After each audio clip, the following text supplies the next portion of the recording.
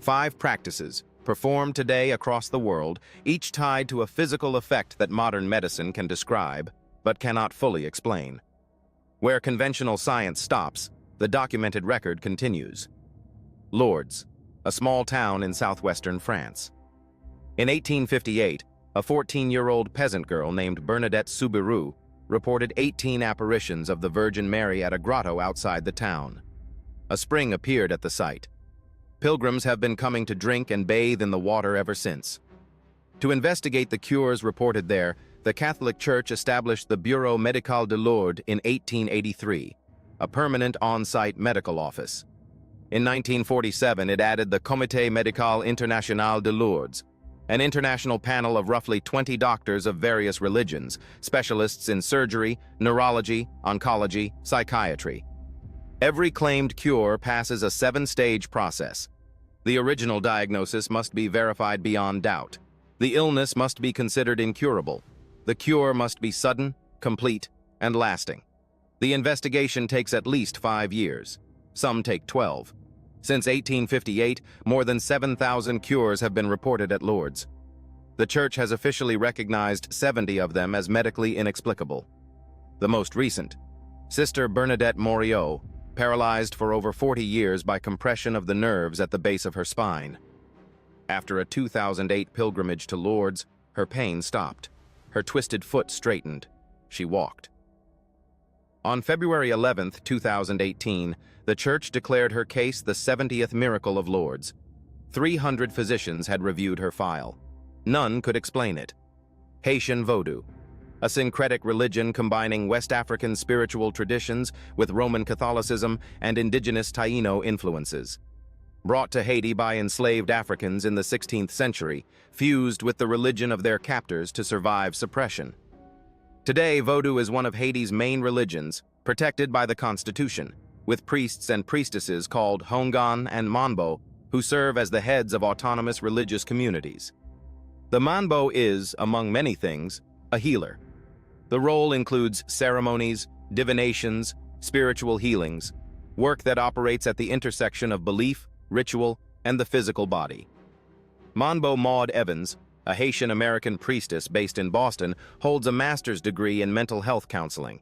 She has given talks and conducted ceremonies at Harvard, Yale, Brown, MIT, and Duke. She runs healing rituals at her temple in Mattapan and in Jacmel, Haiti. After the 2010 Haiti earthquake, which displaced more than 1 million people, Vodou ceremonies became part of the community healing process across Haitian communities abroad. The BBC documented Haitian Americans gathering in Brooklyn temples, returning to the tradition for what one priestess called the glue that keeps the community connected.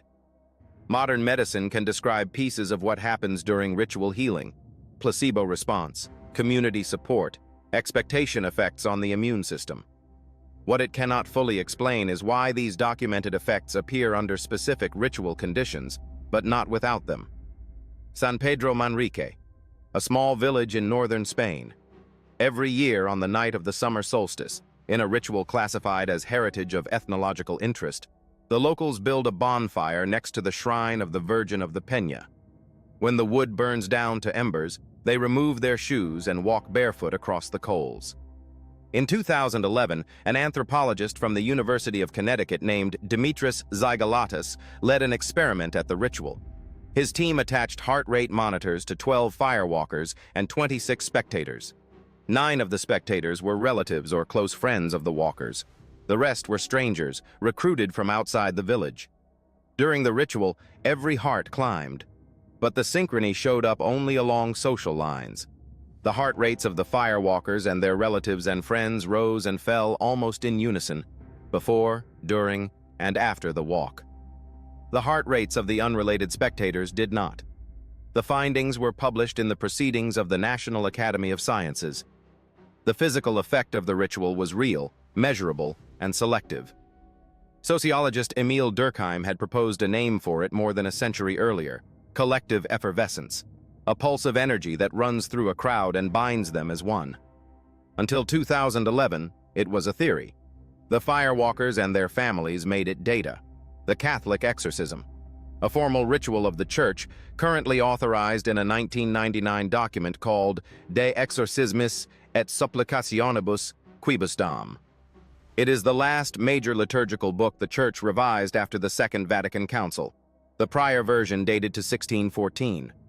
Under the Vatican's own guidelines, an exorcism cannot proceed until the person who claims to be possessed has been evaluated by doctors to rule out mental or physical illness. The Church considers genuine possession an extremely rare phenomenon, easily confused with psychiatric conditions. Only an ordained priest can perform the ritual, with the express permission of the local bishop, and only after the medical screening is complete. The most well-known modern exorcist was Father Gabriele Amorth, the official exorcist of the Diocese of Rome from 1986 until his passing in 2016. He performed tens of thousands of cases. As of 2022, Italy alone has 290 exorcists. In 2018, the Vatican trained 250 additional priests in the rite. A Pontifical Athenaeum study of 120 Italian exorcists documented the phenomena they report. Unusual physical strength in patients of small stature, sudden capacity to speak ancient languages, Latin, Hebrew, Aramaic, that the patient never learned. The screening rules out mental illness. The cases that remain, by the Church's own design, are the ones that medicine has already declined to explain. Prayer for rain, a practice that exists in nearly every religious tradition on earth. The Hopi Nation in the American Southwest performs rain ceremonies during the late summer. Hindu communities perform fire rituals to bring the monsoon rains. Christians hold prayer services during droughts in modern Texas, California, Australia. Jewish tradition includes a special prayer for rain recited each year in autumn. In December 2017, after 5 consecutive years of below-average rainfall in Israel, the chief rabbis David Lau and Yitzhak Yosef led a mass prayer rally at the Western Wall in Jerusalem.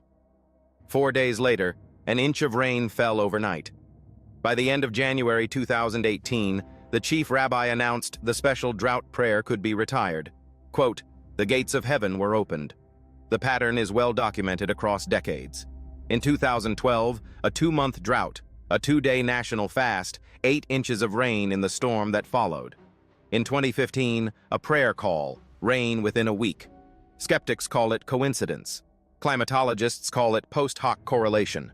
Believers call it answered prayer. Peer-reviewed clinical studies of intercessory prayer, including the 2006 STEP trial, have not shown statistical evidence of effect. And yet the practice persists on every continent, across every tradition. The question that remains is why it is so universal, and why the timing keeps recurring. 5 rituals, 5 documented effects, 5 questions modern science cannot fully close.